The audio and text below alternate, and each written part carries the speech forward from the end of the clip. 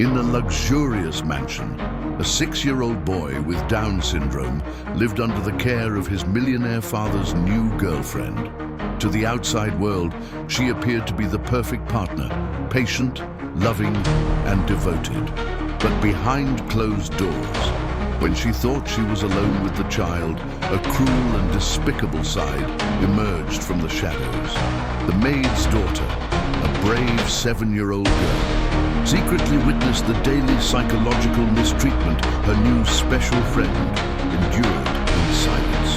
One afternoon in the garden, when the cruelty reached its unbearable peak, the little heroine could no longer stay quiet and bravely confronted the grown woman, shouting with all her strength, "Don't talk to my friend like that." What she didn't know was that the millionaire father had arrived home earlier and was hiding, witnessing every terrible word. The afternoon sunlight streamed through the immense windows of the living room, turning dust motes into dancing diamonds in the air. The Persian rug, as soft as a cotton field, was the perfect stage for Richard's greatest joy, his son, Leo. At 6 years old, Leo was a little sun, a boy whose Down syndrome seemed only to have amplified his capacity to love and to find wonder in every corner of the world. His fine blonde hair shone as he stacked colorful blocks, concentrated, the tip of his tongue peeking out from the corner of his mouth, an adorable habit that always made his father's heart melt. Richard, a man who had built a fortune from scratch, masterfully navigating the volatility of the stock market and turning bold investments into a multi-million-dollar net worth, knew that none of his achievements compared to the purity of his son's laughter. This house, a monument to his financial success with its vast rooms and works of art, only became a home when it echoed with the sound of Leo's little footsteps. He looked at the boy, a tender smile forming on his lips, and felt a wave of gratitude. Finally, life seemed complete, and a large part of that feeling was because of her. Veronica entered the room, moving with the grace of a ballerina. She carried a tray with a glass of juice and star-shaped cookies. Her eyes met Richard's, and she offered him a smile that seemed to promise a future of peace and happiness. "Look what I brought for our little champion," she said, her voice like smooth velvet. Leo looked up, his almond-shaped eyes shining at the sight of the cookies. "Star!" he exclaimed, his speech still developing but full of enthusiasm. "Yes, my angel. Stars for my favorite star," Veronica replied, kneeling beside him with a patience that Richard so admired. He watched the scene, feeling his chest swell with relief. Ever since Leo's mother had left them years ago, unable to handle the demands of a child with special needs, Richard had lived with a constant fear of not being enough. His business, an empire of assets and stocks, demanded his attention, but Leo was his most precious treasure. Veronica, with her calm demeanor and apparent affection, seemed to be the answer to all his prayers. She not only loved him, but seemed to adore Leo, treating him with a sweetness that warmed Richard's soul. "Thank you," he whispered to her as she stood up. She just winked at him, a complicit gesture of love. But across the room, near the door leading to the kitchen, someone else was watching. Elena, the housekeeper who had worked in the house since Leo was a baby, felt a familiar chill run down her spine. She saw the smile on her employer's face, saw Veronica's flawless performance, but she also saw what no one else seemed to notice. As soon as Richard turned to take a business call, Veronica's smile faltered for a fraction of a second. Her fingers, which had been tenderly stroking Leo's hair, now arranged the cookies on the plate with a cold, impatient precision. Leo, who was about to reach for another cookie, hesitated. His little hand stopped in mid-air. He looked up at Veronica's face, and the light in his eyes dimmed a little, like a bulb whose power is beginning to fail. Elena saw the subtle shift, the small shadow that crossed the boy's face. It was an instant, so quick anyone could dismiss it as imagination. But Elena saw it happen often. It was an almost imperceptible change, a withdrawal, a shrinking of Leo's vibrant soul whenever he was left alone with the woman his father believed to be an angel. And in her mother's heart, a seed of worry, small but persistent, began to sprout, threatening the peace of that gleaming house. The days that followed were a tense dance of appearances.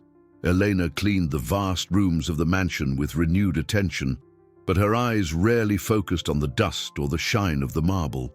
Her internal radar was tuned to Leo and Veronica, picking up the tiny dissonances in the perfect melody they presented to the world. She noticed how Leo's hand, which always sought touch, now recoiled before getting close to Veronica. She saw how the boy's laughter, once a waterfall of joy, now seemed to have a floodgate, contained and hesitant when his father's fiancée was near. For Richard, immersed in calls about new investments and the cash flow of his international businesses, domestic life had never seemed so serene. He saw Veronica reading stories to Leo, helping him with puzzles, and his heart filled with a peace that money couldn't buy. He felt like a lucky man, a multi-millionaire who had finally found a balance between his capital and his personal life. One afternoon, while Richard was locked in his office finalizing a stock deal that could yield millions in profit, Eleanor was polishing silverware in the adjacent dining room. The office door was ajar, and Richard's focused voice could be heard discussing interest rates and dividends. On the living room rug, Leo was playing with his wooden train when he accidentally spilled a drop of grape juice. It was a tiny drop, almost invisible on the dark color of the rug. But Veronica, who was reading a magazine on the sofa, saw it. Her body stiffened. She stood up and in 2 steps was beside the boy. Without raising her voice, she leaned in and hissed, the words as sharp as shards of glass. "Can't you do anything right? Always making a mess. Such a burden." Leo shrank, his small shoulders curling inward as if to protect himself from the weight of those words. His eyes filled with tears, but he made no sound. He just stared at the train in his hand, as if the toy were his only ally. From the dining room, Elena felt her blood run cold. She had heard every syllable, the cold, calculated cruelty, spoken in a tone low enough not to reach the office, hit her like a punch.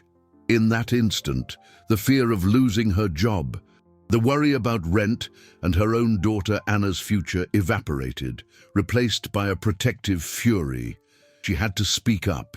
That night, after Leo was asleep, Elena found Richard in the kitchen, pouring himself a glass of water. Her heart was pounding. "Mr. Richard," she began, her voice trembling, "with all due respect, I'm worried about Leo. He doesn't seem like the same happy boy he used to be."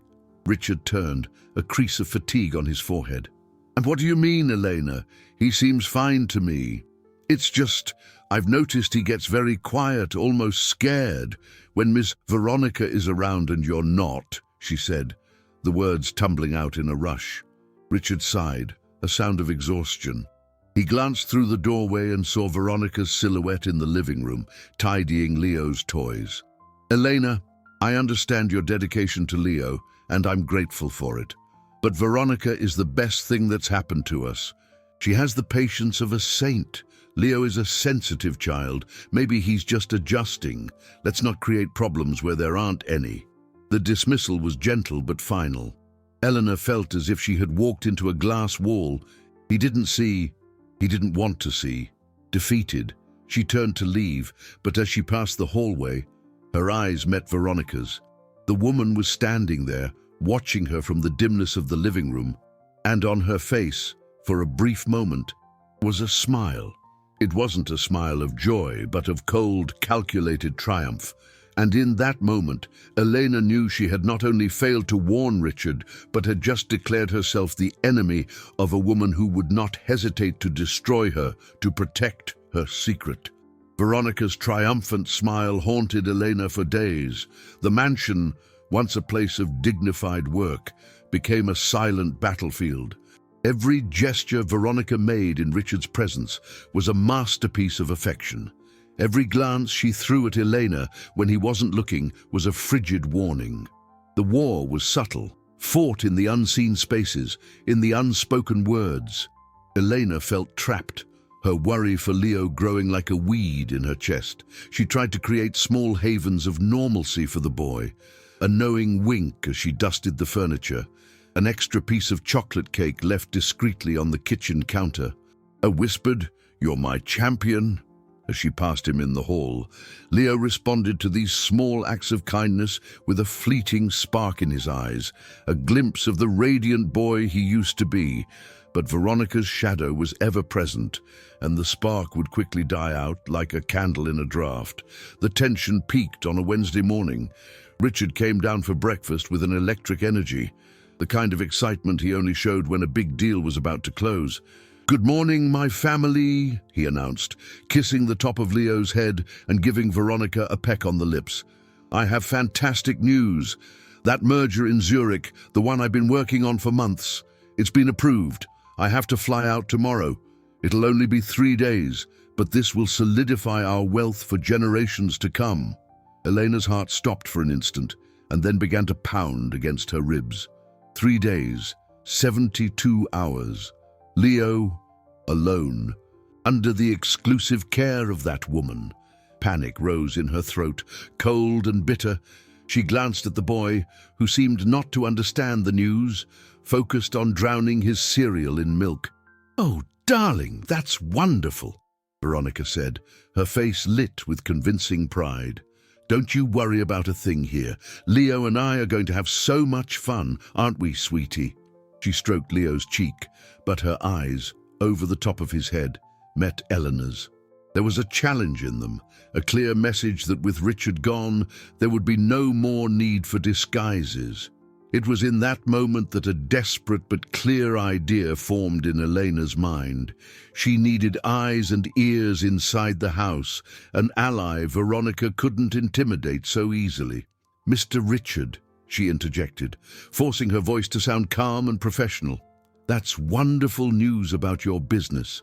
Coincidentally, my daughter Anna's school goes on break tomorrow. With you traveling, I thought you might need me to stay later to make sure everything runs smoothly. If it's not too much trouble, could I bring her with me? She's 7, very quiet, and loves to play. She could keep Leo company." Richard looked at her, his face breaking into a smile. "Elena, what a great idea. Leo would love to have a friend to play with. Of course, you can bring her. Veronica, isn't that perfect?" Veronica was caught off guard. To refuse would make her seem petty and unreasonable. She forced a smile, though it was a little tighter than usual. "Of course, dear. That will be lovely." The next day, the farewell was fraught with a tension palpable only to Elena. Leo clung to his father's leg, a silent sob shaking his small body.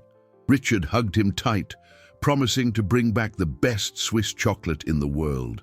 "Be a good boy for Veronica," he said, completely oblivious to the terror in his son's eyes. Then he was gone.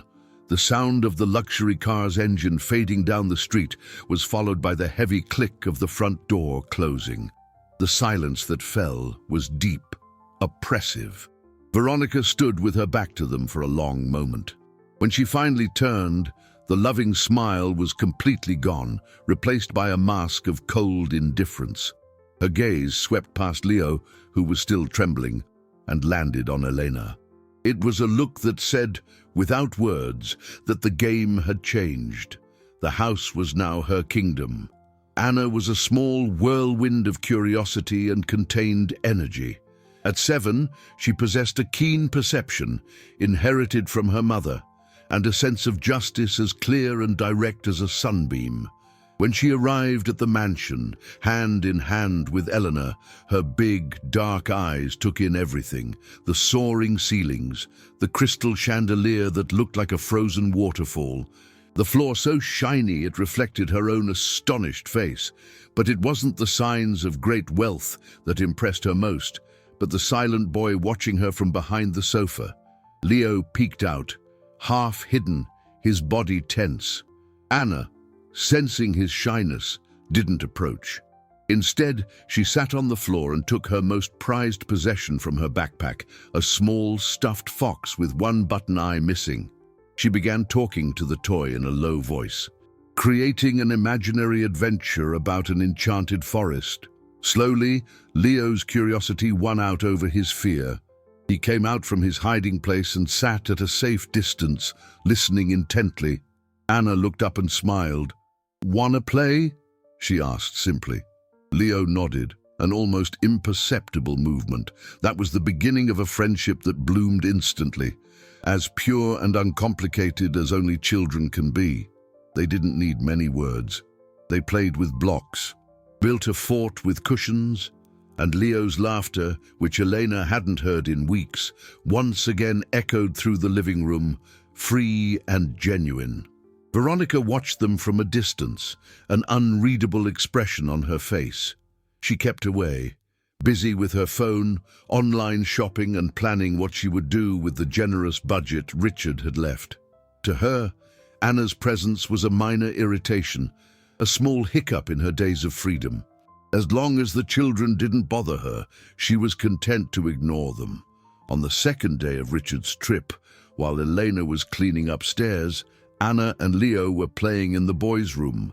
It was a fantastic space, with walls painted like a starry sky and a bookshelf full of every toy imaginable, a testament to his father's love and net worth.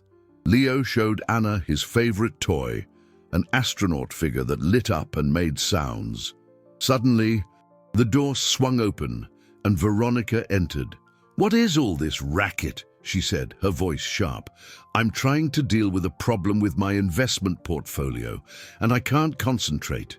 Anna flinched, but Leo, in the middle of a happy game, didn't notice the change in tone. He held the astronaut out to Veronica, smiling. "Space," he said proudly. Veronica glanced at the toy with disdain. "Don't bother me with that nonsense. Put it away. And be quiet." Her hand moved to grab the figure, but Leo pulled it back with a protective instinct. The movement surprised Veronica, who stumbled slightly on the rug. She didn't fall, but her face twisted into a mask of fury. "You stupid boy! Look what you did!" she yelled, her voice now loud and cruel. Leo froze, the smile vanishing as if it had never been. Tears welled in his eyes, but he remained silent, clutching the astronaut to his chest. Anna, huddled near the bookshelf, watched the scene, her heart pounding like a drum. She had never seen a grown-up talk to someone like that. The woman who seemed so sweet and gentle was, in fact, terrifying. Veronica, realizing she had lost her temper, took a deep breath, composing herself. She shot a withering look at the two children. "I don't want to hear another peep out of you. Understand?" She left the room, slamming the door behind her. The silence she left behind was heavy, filled with fear and confusion. Anna looked at Leo. He was motionless, tears streaming silently down his cheeks. He made no sound, as if he knew that crying would only make things worse. In that moment, something shifted inside Anna. Fear gave way to a fierce indignation. This was wrong, very wrong. She moved closer to Leo and, with a hesitant gesture, touched his arm. "Don't cry," she whispered. "She's mean." And as she comforted her new friend, a steely determination formed in her small heart. She didn't know how, but she was not going to let that woman keep hurting Leo. The incident in Leo's room marked a turning point for Anna. The injustice she had witnessed lit a flame of courage inside her. She was no longer just a guest in the house. She had become her friend's secret guardian. Her childish but surprisingly shrewd mind began to work, searching for a way to show the adults what was happening. She knew that a child's words against those of a respected adult, especially one who seemed so perfect, would carry no weight. She needed something more. She needed proof. The opportunity arose the next day, unexpectedly. Richard, always generous with his son, had bought Leo a state-of-the-art tablet, hoping the educational apps would help with his development. However, Leo preferred his tactile toys, the wooden train and the astronaut figure, and the tablet was usually left forgotten in a corner of the playroom, its battery almost always charged. Anna, who loved technology, remembered the device. One afternoon, while Veronica was absorbed in a long video call in her office, discussing something about cryptocurrency with a consultant, Anna retrieved the tablet. With the ease of someone born in the digital age, she found the camera function and figured out how to record videos. It was perfect. The plan was simple. She would leave the tablet discreetly positioned somewhere with the camera recording, whenever she felt Veronica might be cruel to Leo. The first hurdle was finding the ideal hiding place. The living room was too open. The kitchen had too much traffic. Finally, she found the perfect spot in the playroom, a high shelf behind a giant teddy bear. The camera's small lens could peek out between the bear's arm and body, capturing a clear view of the area where she and Leo usually played. The strategy required patience and careful timing.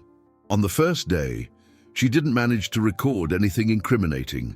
Veronica barely interacted with them, treating them with a cold indifference that, while hurtful, wasn't explicitly cruel. But Anna's determination didn't waver. She knew it was a matter of time. On the last day of Richard's trip, the tension in the house was palpable. Veronica seemed irritable, perhaps anxious about her fiancé's return and the need to resume her role as the loving stepmother. That afternoon, Leo was trying to assemble a puzzle on the playroom floor. He was having trouble fitting a piece, and a small sound of frustration escaped his lips. Anna, sensing the shift in the atmosphere, scrambled to the shelf, started the tablet's recording, and sat back down next to Leo, pretending to be absorbed in a coloring book. Veronica walked into the room, her phone pressed to her ear. "No, I already told you. Sell the shares if they drop another point," she said, her voice tense. She ended the call with an annoyed sigh, and her gaze fell on Leo. "You can't even do a simple puzzle," she scoffed, walking over. "Sometimes I wonder if you understand anything. Your father spends a fortune on you, with therapies and expensive toys, and for what? So you can still be this slow." The words were like sharp stones, thrown with cruel precision. Leo flinched, abandoning the puzzle piece. He lowered his head, his blonde hair falling over his eyes, hiding his pain. Anna felt her stomach churn, but she remained motionless, her heart pounding wildly. She glanced at the teddy bear on the shelf. The small recording light was off. The tablet went into standby to save battery, but the camera was on. It had to have caught that. Veronica, unaware she was being watched by a digital lens, knelt in front of Leo. "Look at me when I talk to you," she ordered, her voice low and threatening. "When your father gets home, you are going to tell him that we had a wonderful time, that I was amazing.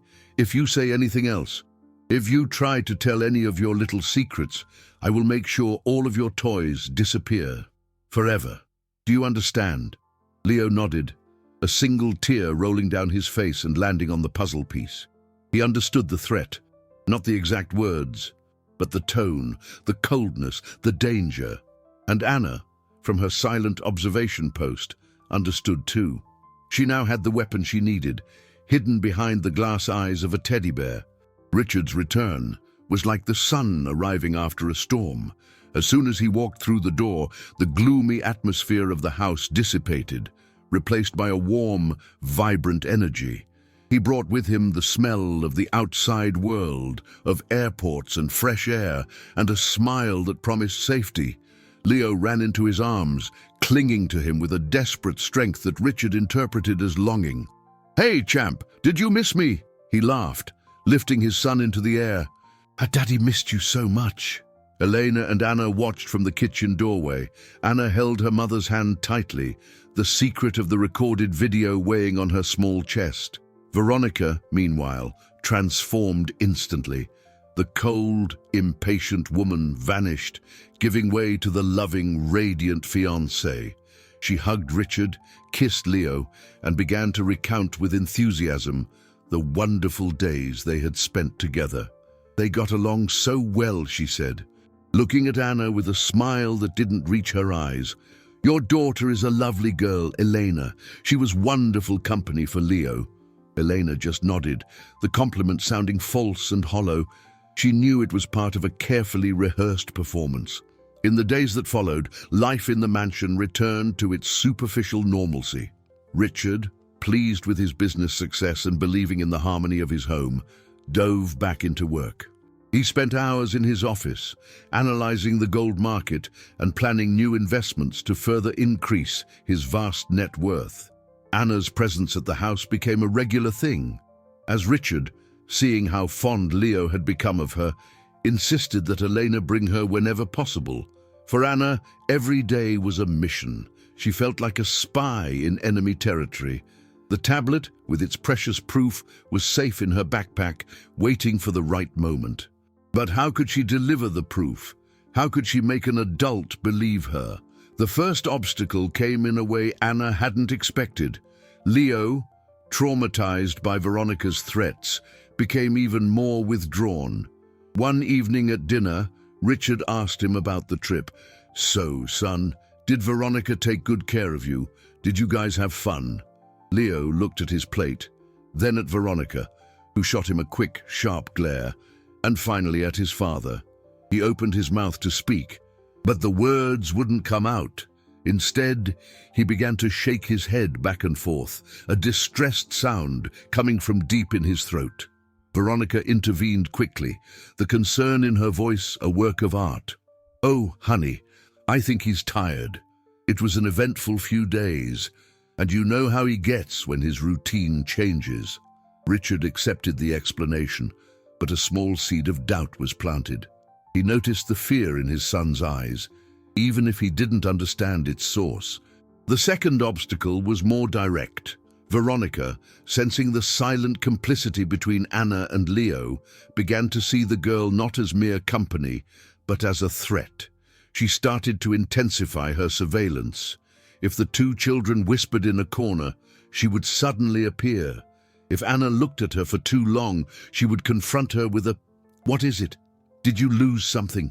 The pressure was mounting. Anna felt the weight of the secret and the fear of what Veronica might do if she found out. She knew she had to act, but fear paralyzed her. What if no one believed her?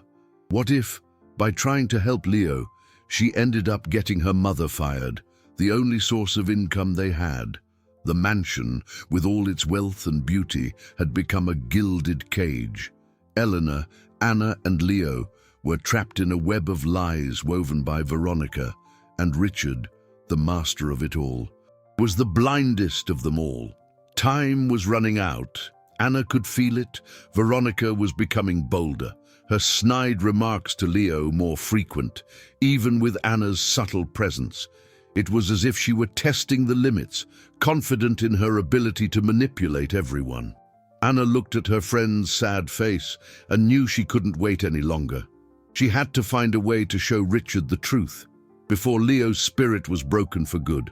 The turning point came on a sunny Saturday afternoon, in a way so mundane that its importance would only be understood later. Richard had decided to take a break from analyzing the profitability of his investment funds to spend some quality time with his family. He proposed a picnic in the vast backyard, an oasis of perfectly manicured grass, rose bushes, and an old magnolia tree that offered generous shade. Veronica organized everything with her characteristic efficiency, preparing a basket with gourmet sandwiches, fresh fruit, and natural juices. Anna and Leo were thrilled with the idea. For them, it was a chance to play outdoors, away from the watchful eyes inside the house. Elena watched from a kitchen window, feeling a mix of relief and apprehension. The scene was idyllic. Richard spread a large plaid blanket under the magnolia, and for a while, everything seemed perfect. He played airplane with Leo, whose laughter echoed through the garden. Veronica smiled, taking pictures with her phone, documenting the happiness for her social media. Anna, feeling more relaxed, joined the fun, chasing Leo in a game of tag. It was during this chase that the unexpected happened. Anna, in her excitement, didn't see a small dip in the lawn. Her foot caught, and she fell, putting her hands out to break her fall. In her path was the low table where Veronica had carefully placed the drinks and a crystal vase with flowers from the garden. The impact was unavoidable.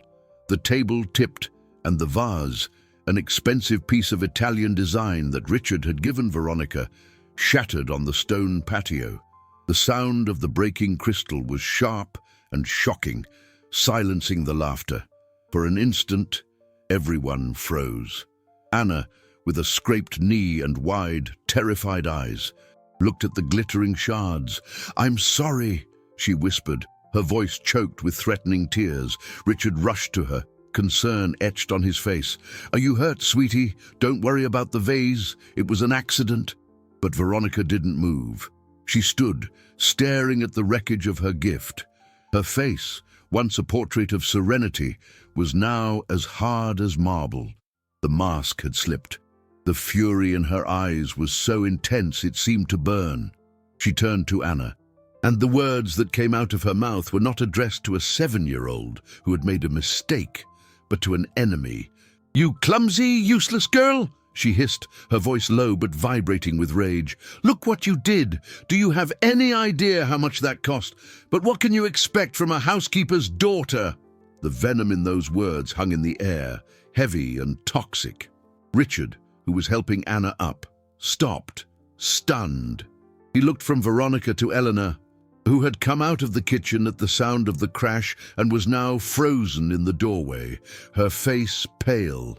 Leo, who was standing next to his father, started to cry, not for the broken vase, but for the cruelty he recognized so well. The silence that followed was louder than any scream.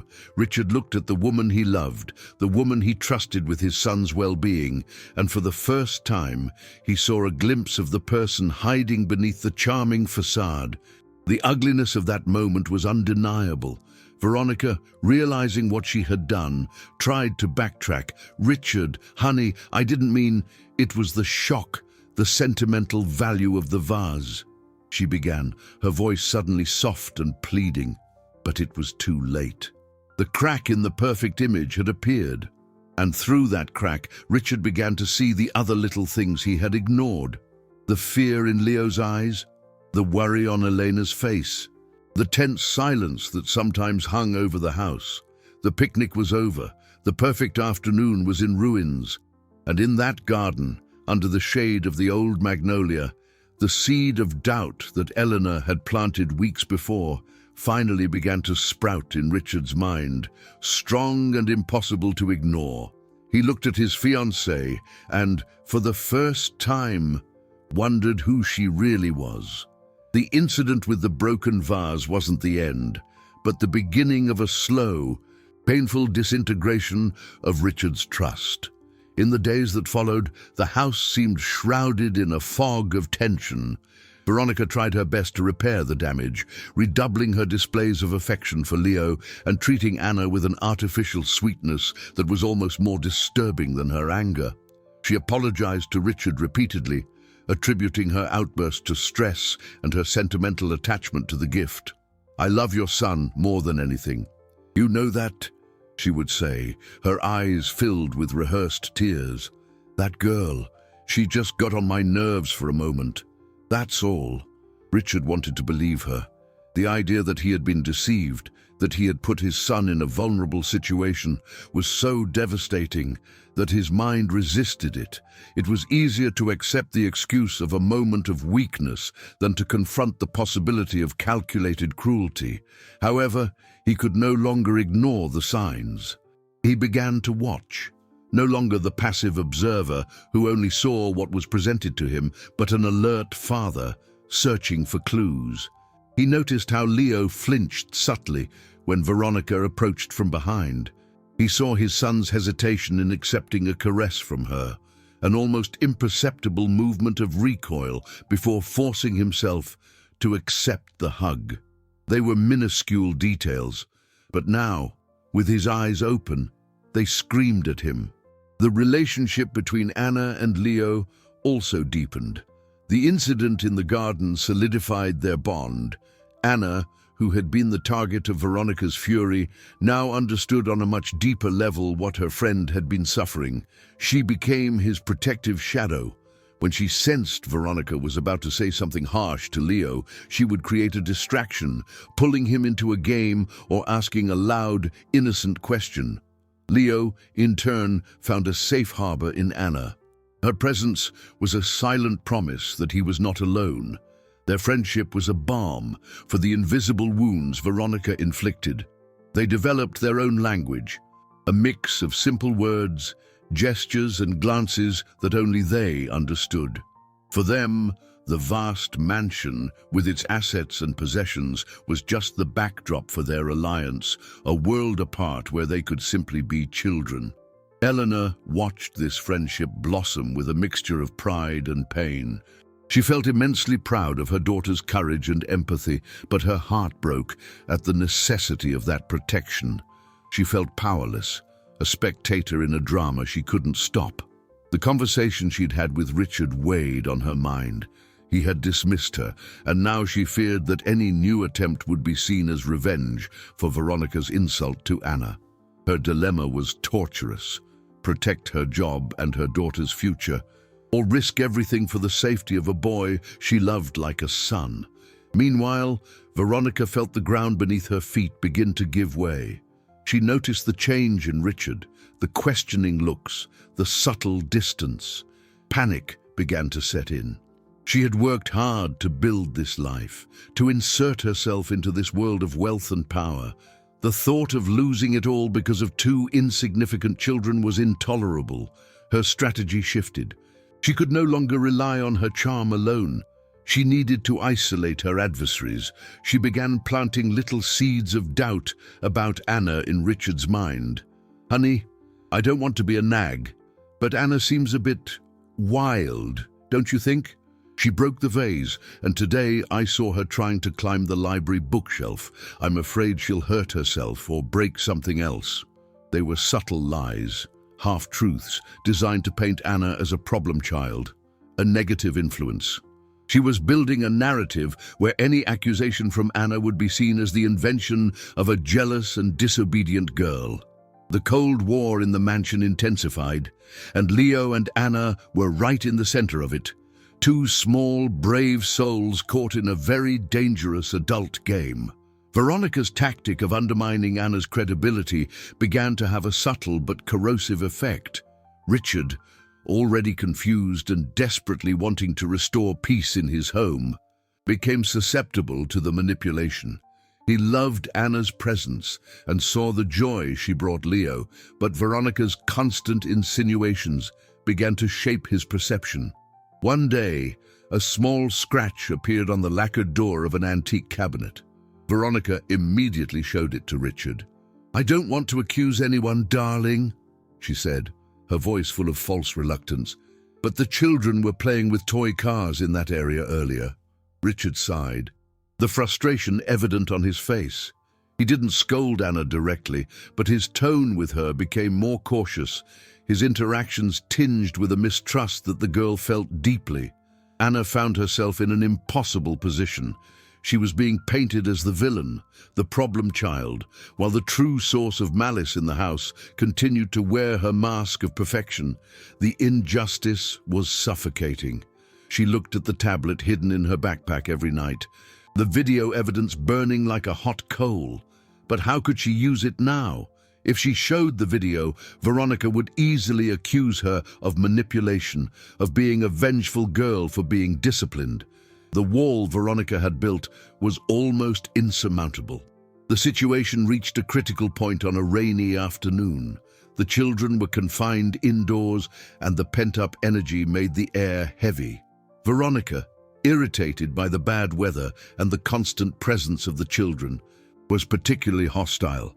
She criticized Leo for everything: the way he held his colored pencils, the noise he made pushing his blocks, the way he hummed softly to himself. Each word was a small cut, invisible, but deep. Anna watched, her stomach in knots. She could no longer stay silent.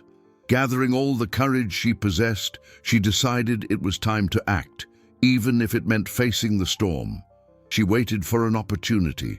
A moment when Veronica's cruelty was so blatant it couldn't be denied. It happened in the library.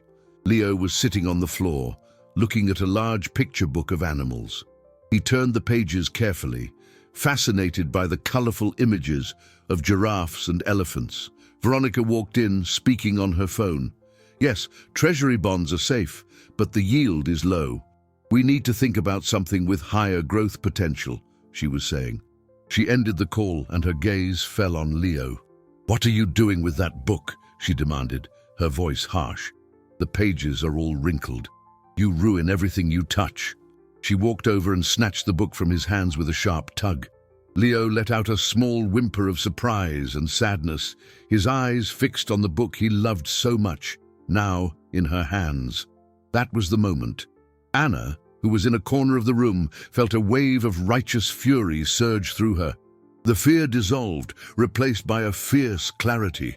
She stood up and walked toward Veronica, her small body trembling with indignation. She stopped in front of the woman, looked directly into her eyes, and with a clear, firm voice that didn't seem to belong to a 7-year-old, said the words that would change everything. "Don't talk to my friend like that," she declared. "You're mean." The silence that followed was absolute. Veronica stared at the girl, initial shock quickly turning to an icy rage. Leo looked at Anna, his eyes wide with astonishment and admiration. In that instant, Anna was not just his friend, she was his hero, his shield. Veronica crouched down, getting to Anna's eye level. Her face was a mask of restrained threat. "You have no idea who you're messing with, little girl," she hissed, her voice low and dangerous. "If you keep making up these stories, I will make sure your mother never works in this house again, or any other. You'll end up on the street. Is that what you want?" The threat was brutal and direct, designed to crush a child's spirit. But Anna didn't back down. She held Veronica's gaze, her heart pounding, but her determination unwavering. She had crossed a line, and now there was no turning back. The battle for the soul of the house had finally been declared openly. Veronica's threat hung in the library air, cold and heavy as a shroud. Anna felt a chill run down her spine, but she didn't look away. The image of her mother, tired but always smiling, flashed through her mind. The fear of causing her harm was real, a tight knot in her throat. Yet the frightened face of Leo, who was looking at her as if she were the only thing keeping him from falling apart, gave her a strength she didn't know she possessed. She remained silent, her small stature radiating a defiance that enraged Veronica even more. The woman stood up, her superior height restored. "I warned you," she said, her voice frigid. And with that, she turned and left, leaving the two children in a silence heavy with dread and uncertainty. From that confrontation on, the dynamic in the house changed drastically. Veronica began a relentless campaign to discredit Anna. She was no longer content with small insinuations. She created situations to frame the girl. An ink stain mysteriously appeared on a white linen sofa near where Anna had been drawing. The diamond collar of Veronica's pet teacup poodle disappeared, only to be found later in the pocket of Anna's coat hanging in the entryway. Each incident was presented to Richard with a performance of sorrow and disappointment. "I just don't know what to do, honey. I try to be patient, but she seems determined to cause trouble." Richard's internal conflict deepened. On one side was the woman he planned to marry, a respectable and seemingly devoted figure. On the other, a 7-year-old girl. Adult logic leaned one way, but his heart, the part of him that saw the genuine friendship between Anna and Leo, resisted. He began to question Anna, his voice a mixture of paternal authority and confusion. "Anna, did you take Bijou's collar? It's very important that you tell me the truth." Anna would deny it, tears of frustration welling in her eyes. "I didn't do it. I would never," she'd insist. But her denial sounded like the excuses of a child caught in a lie. She was losing the battle. Adults were starting to question her credibility. Even some of the other household staff, influenced by Veronica's narrative, looked at her with suspicion. The fourth obstacle was the most painful: isolation. She felt the stares, heard the whispers. The brave girl who had confronted a cruel adult was now seen as a little liar. The only person who never doubted her was Leo. He didn't understand the complex accusations, but he understood his friend's sadness. When he saw Anna crying quietly in a corner, he would walk over and hold her hand, a gesture of unwavering solidarity. His faith in her was the only thing that kept her from giving up. Elena was in agony. She saw what Veronica was doing, the calculated cruelty of destroying a child's reputation. Each new accusation was a stab to her mother's heart. She wanted to march into Richard's office, to scream the truth, but Veronica's threat was a sword hanging over her head. Losing this job would mean disaster.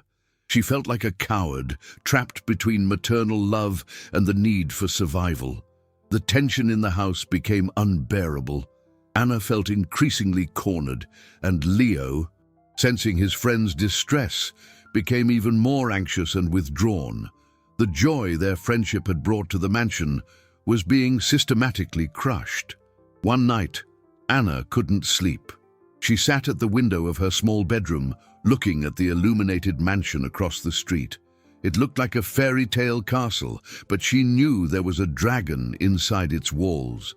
The tears she had held back for so long finally came, silent and hot. She felt small, powerless, and utterly alone. Veronica's threat wasn't just about losing a job. It was about destroying her voice, erasing her truth. And, for one terrifying moment in the dark night, Anna began to wonder if the dragon, after all, was going to win. The next morning dawned grey and damp, mirroring the mood that had settled over the house. Richard had left early for an important meeting, something about restructuring his international assets.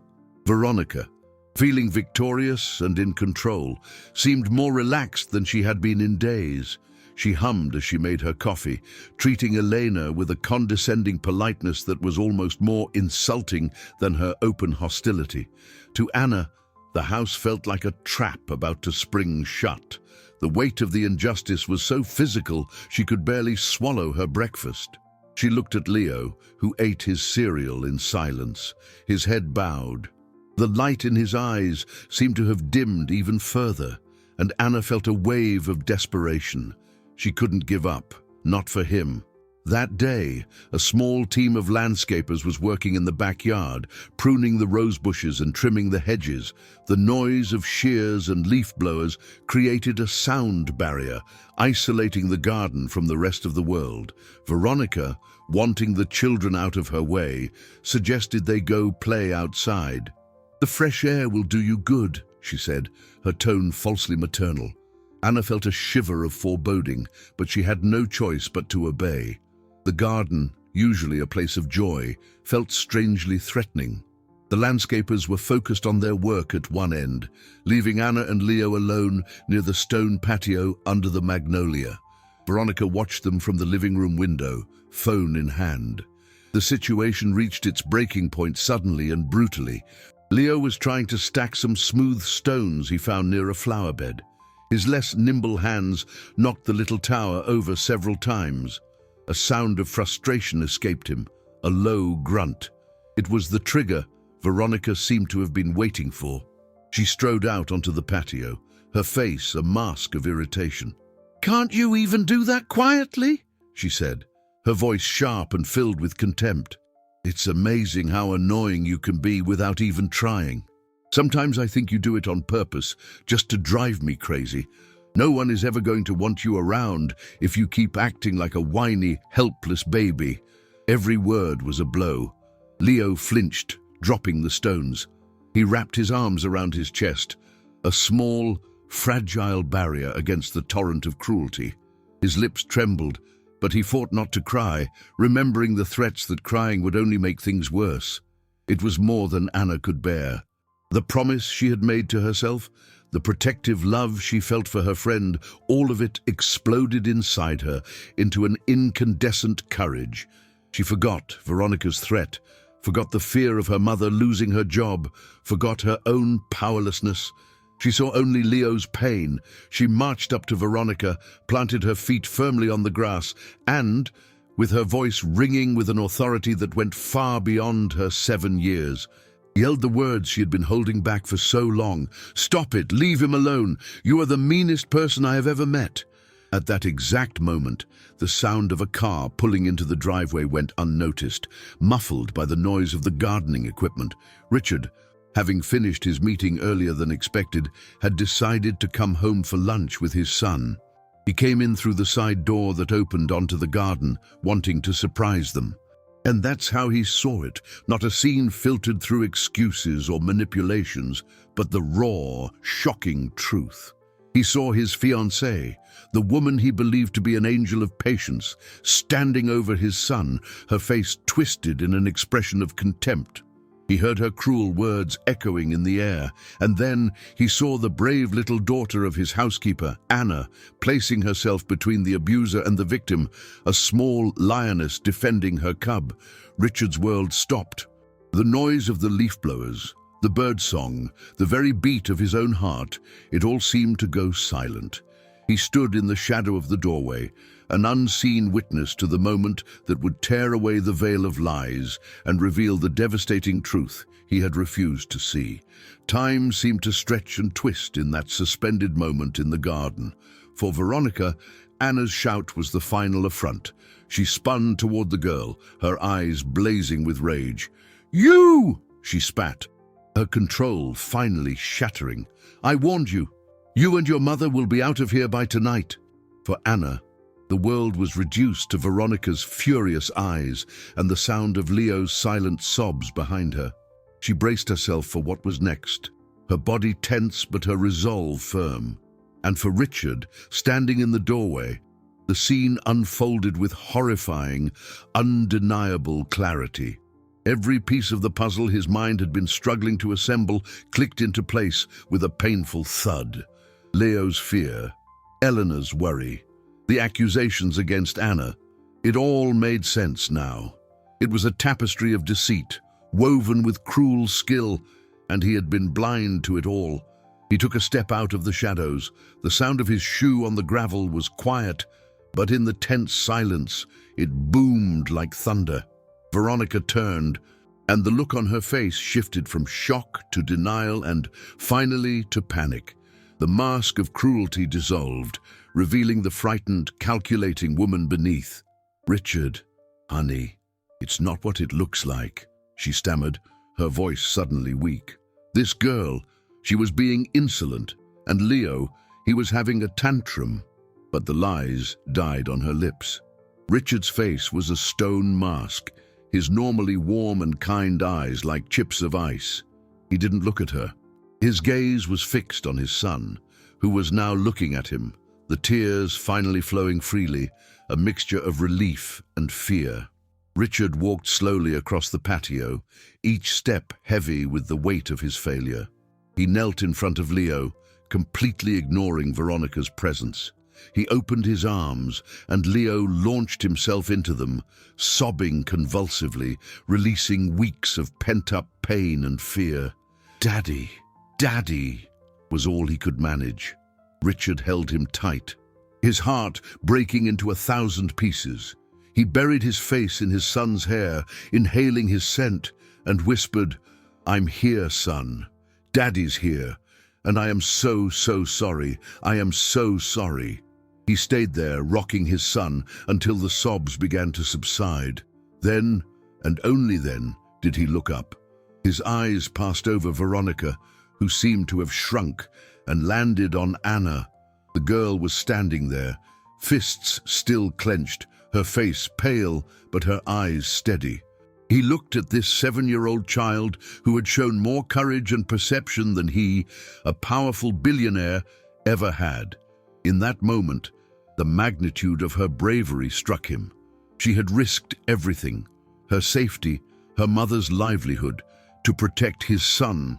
"Anna," he said, his voice hoarse with emotion, "you—" He couldn't find the words. What can you say to a guardian angel disguised as a little girl? Elena, who had come to call the children inside, appeared at the kitchen door and stopped, her hand flying to her mouth as she took in the scene. Richard looked at her, and in his eyes was a silent apology, an acknowledgement of his own blindness. The tension in the garden was unbearable. It was the moment of truth, the climax of a silent drama that had unfolded under his roof for months. All the evidence was there, the testimony of his own eyes, the state of his son, the courage of a little girl, and the crumbling lies of a woman. His fortune, his deals, his net worth in dollars and euros, none of it mattered. All that mattered was the small world that had been broken and his responsibility to fix it.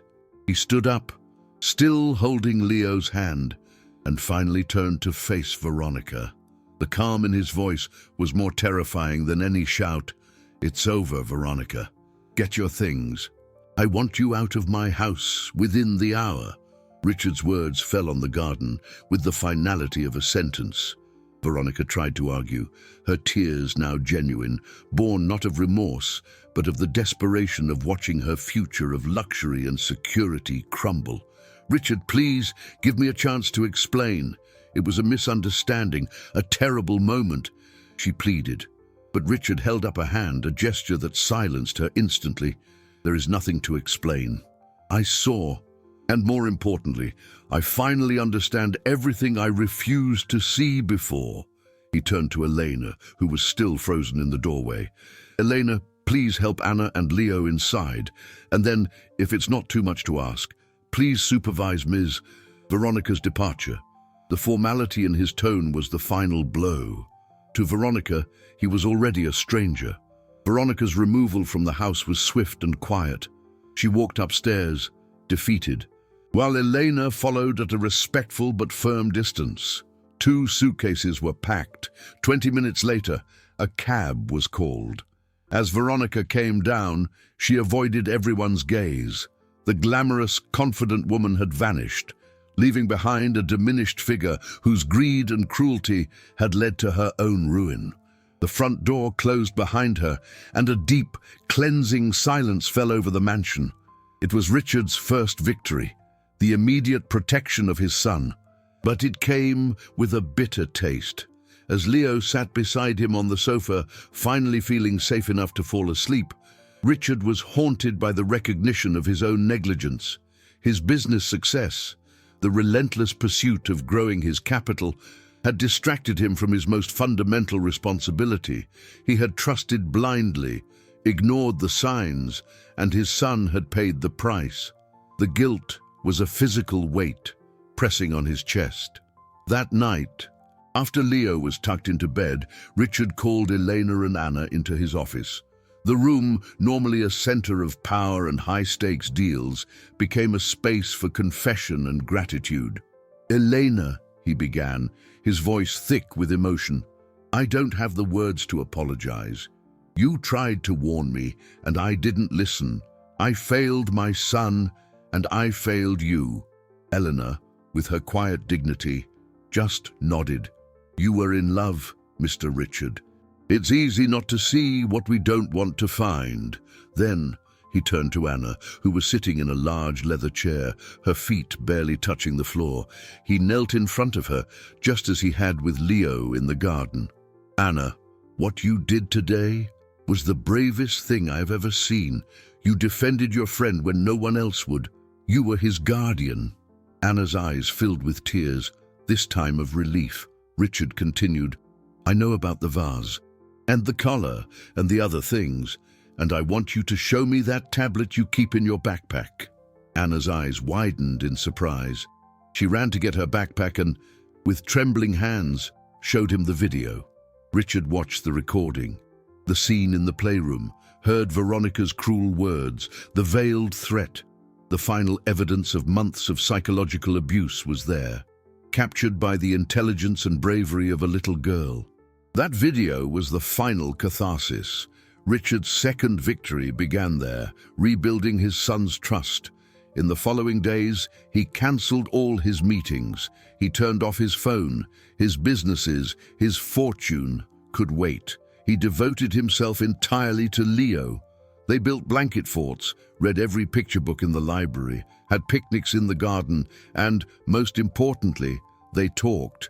Richard learned to listen, not just with his ears, but with his heart, understanding the emotions Leo expressed through simple words and gestures. He was relearning how to be a father, present and attentive. The transformation was visible in Leo. Slowly, the shadow in his eyes receded, and the sun of his radiant personality began to shine again. His laughter once more filled the hallways, this time without fear or hesitation. The mansion, which had been the stage for so much silent suffering, began to heal. 3 weeks after the confrontation in the garden, the mansion was an unrecognizable place, not in its appearance, but in its soul. The wealth that once manifested in art and designer furniture was now reflected in the quality of the laughter that echoed through the rooms. The true fortune of the house, Richard finally understood, was not in vaults or investment accounts, but in the happiness and safety of its inhabitants. His final victory was not just about Leo's healing, but about completely redefining his priorities and creating a new family structure built on respect and compassion. One of the first and most important changes he implemented was a heartfelt conversation with Elena. He called her to his office, not as a boss to an employee, but as a man seeking to right a wrong and honor merit. "Elena," he said, "I've spent weeks thinking about how to thank you and Anna. No bonus, no check could ever repay the integrity and courage you've both shown." He paused, gathering his thoughts. "I would like to offer you the position of head housekeeper and Leo's primary caregiver, not as an employee, but as a partner in raising him. I want you and Anna to move into the guest wing. I want this house to be your home too." Elena's eyes filled with tears. It was an offer that went beyond any expectation, a proposal that recognized not just her work, but her value as a human being. She accepted, not just for the financial security, but for the promise of an environment where her daughter and Leo could grow up together, protected and loved. The friendship between Anna and Leo flourished. Free from the shadows of fear, they were inseparable, a dynamic duo who filled the house with life. Anna, with her innate courage, encouraged Leo to try new things, while Leo, with his unconditional sweetness and affection, taught everyone around him about the purity of love. Anna became a permanent, beloved presence, no longer the housekeeper's daughter, but Leo's sister at heart, his protector and his biggest fan. Richard was profoundly transformed. The ruthless multi-millionaire who saw the world through spreadsheets of profits and losses learned that life's greatest dividend was time spent with those you love. He reorganized his professional life, delegating more, traveling less, and setting firm boundaries for his work hours. Afternoons were now sacred, dedicated to Leo and Anna, whether assembling puzzles on the living room floor or simply listening to their stories about the day. He discovered that the true return on investment wasn't on the stock market, but in the light in his son's eyes. The boy with Down syndrome, who had suffered in a silence that nearly broke his spirit, found his voice. He not only overcame the trauma, but thrived in an environment of total acceptance. He learned that his difference was not a weakness, but a part of who he was, and that he was worthy of all the love and respect in the world. His confidence, once shattered, was rebuilt on the solid foundation of his father's unconditional love and Anna's fierce friendship. The story ends on a golden afternoon, exactly 3 weeks after that fateful day. In the garden, under the old magnolia tree, 2 children laughed as they chased soap bubbles that Richard was blowing. Elena watched them from the patio, a serene smile on her face. The mansion, which had witnessed months of disguised cruelty, had become a sanctuary. 2 families, brought together not by blood but by circumstance and choice, learned that the true inheritance one can leave is not made of assets or gold, but of compassion, courage, and the determination to protect the most vulnerable. Anna, The girl who dared to face a dragon not only saved her friend, but also catalyzed a father's transformation, teaching him that no business success, no fortune was worth more than his child's well-being.